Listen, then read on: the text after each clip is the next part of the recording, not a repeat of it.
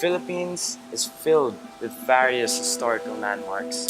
There are those neglected establishments ignored by the masses. There are those glorified and reconstructed to be a lasting memory.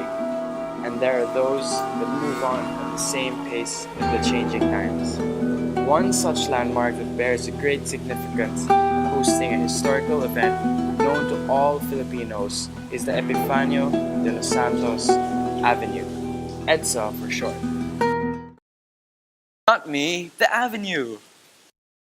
Swarms of people pass through that highway every single day. Yet, only few know how it came to be named. Though the majority of the public know, or perhaps even experienced, the historical revolution, not many know of the actual history behind the site itself. The highway itself had 3 names, and the 4th is being used today.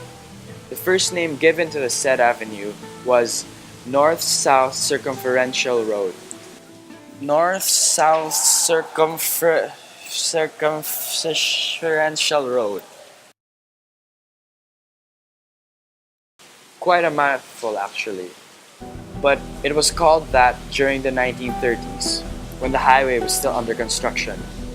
The reason for that was because from North Luzon Expressway, or the North Diversion Road as they called it then, it stretched until the Magallanes interchange with the South Luzon Expressway.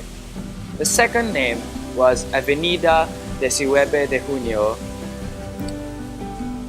after the birth date of the national hero Jose Rizal.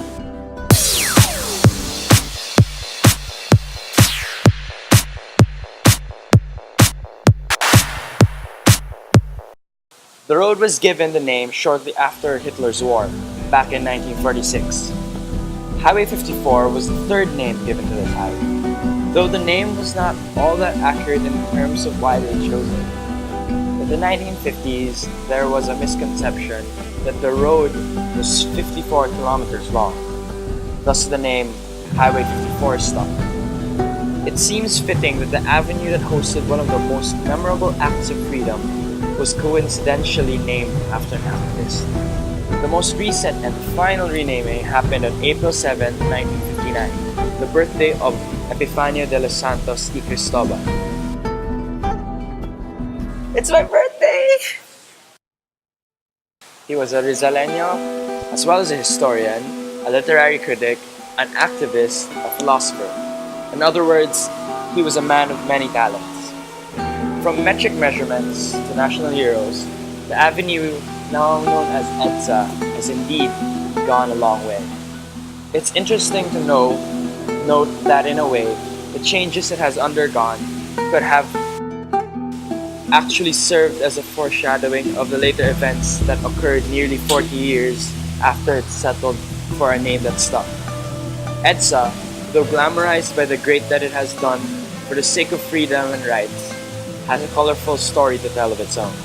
Apparently, even history has a history.